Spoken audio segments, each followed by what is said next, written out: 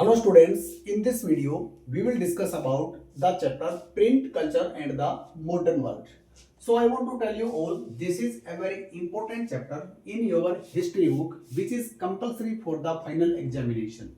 That will be included in the theoretical part. So I want to tell you all and please focus all the Hindi medium students also as we are going to discuss about the first printed books which is a concept given on the very first page of your chapter. Okay, first or second page. So in the starting we will discuss about the first printed books. इसका मतलब ये है students कि जो सबसे पहले जो books छपी थी, जिनकी छपाई हुई थी, प्रिंटिंग हुई थी, वो कहाँ पे हुई थी, और ये टेक्नोलॉजी जो है, ये जो टेक्निक है, प्रिंटिंग टेक्निक है, ये सबसे पहले कौन कौन से कंट्रीज ने, कौन कौन सी रीजन्स में ये डेवलप हुई थी, विकसित हुई थी. सो मैं आपको अब ये बता रहा हूँ. So we can see here as the earliest kind of print technology was developed in China, Japan and Korea. China, Japan और कोरिया, यहाँ पर सबसे पहले जो छपाई की तकनीक थी, जो छापा खाना था, वो सबसे पहले विकसित हुआ था, डेवलप हुआ था, जहाँ से इन बुक्स की स्टार्टिंग हुई थी. The world in which we are living today is originated from that regions और दैट कंट्रीज. जो आज हम बुक्स पढ़ रहे हैं, जो पेपर है, जो print we can say technology है, जो आज यूज होने लग रही है ऑल ओवर द वर्ल्ड, वो सारी की सारी यहीं से डेवलप हुई थी. तो इससे पहले छपाई के बारे में जो टेक्नोलॉजिकल जो एस्पेक्ट था वो कोई नहीं जानता था. कहने का मतलब जो प्रिंटिंग होती थी छापे खाने के अंदर, मतलब इससे पहले कुछ नहीं था. सो द फर्स्ट और earliest kind of print technology was developed in China, Japan and Korea. ये आपको मैंने बता दिया है. चाइना, जापान और कोरिया याद रखना है. यहाँ से सबसे पहली बार जो छपाई की तकनीक थी वो स्टार्ट हुई थी, मतलब डेवलप हुई थी. उसके बाद आता है this was a system of hand printing.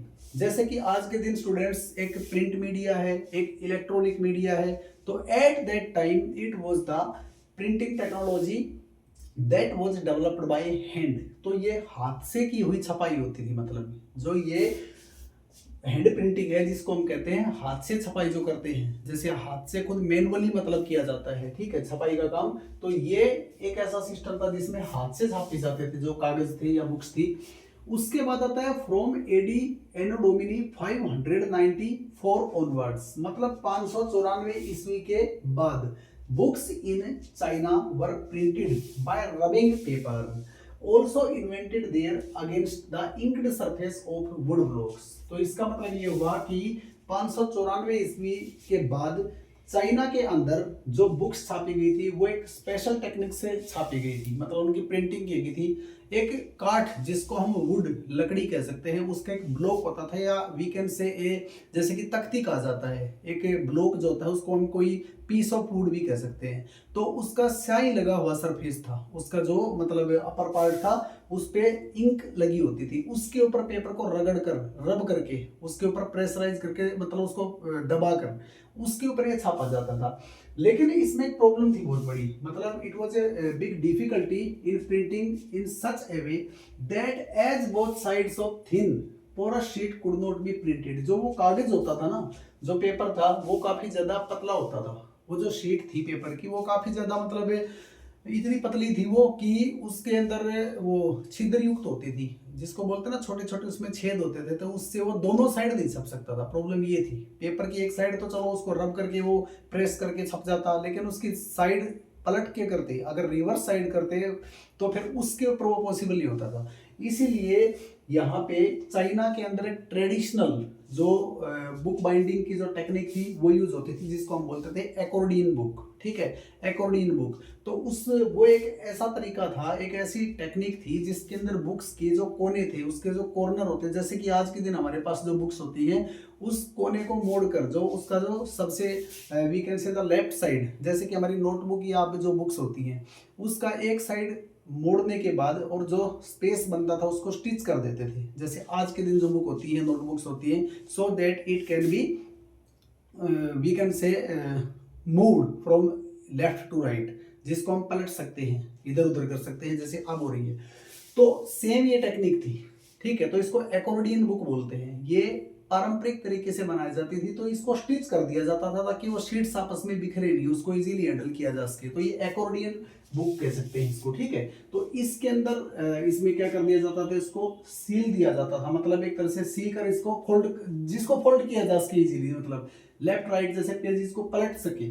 उसके बाद superbly skilled craftsman could duplicate. अब डुप्लीकेट का मतलब क्या होता है, किसी चीज की कॉपी बनाना। जैसे आज के दिन हम कमांड दे देते हैं प्रिंटर में तो उसकी कॉपीज बन के आ जाती हैं, जैसे फोटो कॉपी करते हैं। लेकिन पहले ये टेक्नोलॉजी तो थी ही नहीं, so the copies were made in a duplicate way by the skilled calligraphists, जिसको हम खुशनवीश कहते हैं, ठीक है। खुशनवीसी का काम कौन होता है, जो सुलेखन का काम करते हैं, जो दक्ष सुलेखक होते थे वो ये काम करते थे, जो हाथ से ही इतनी सुंदर राइटिंग कर सकते थे कि जिसके अंदर कोई बहुत ज्यादा एक्यूरेसी जिसको कहते हैं, मतलब उसके अंदर पूरी तरह से कोई किसी तरह की एक तरह से करेक्शन नहीं होता था, ठीक है। बहुत सुंदर लिखाई होती थी जिससे वो उसको तैयार करते थे। जैसे एक ओरिजिनल उसकी होती थी, मेन जो कॉपी होती थी, जो ओरिजिनल है, जो सबसे पहले पेपर को रब करके बनाई गई है। अब उसके बाद उसकी डिमांड होती कि 5 कॉपीज और दी जाए, तो उसको फिर वो क्या करते थे मैनुअली बनाते थे। तो ये सुलेखक होते थे, या जिसको हम खुशनवीस भी कह सकते हैं, ओके, या फिर उनको एक दक्ष सुलेखक भी कह सकते हैं। तो ये काम था, ये कौन करते थे, कैलीग्राफिस्ट करते थे। और कैलीग्राफी के बारे में I want to tell you all that calligraphy is the art of beautiful writing, ठीक है, जिसको खुशनवीसी कहते हैं, या एक बहुत सुंदर राइटिंग करने की जो कला होती है, आर्ट है, उसको हम कहते हैं calligraphy. So I hope you will understand about the first printed books that were developed in China, Japan and Korea. Thank you all students.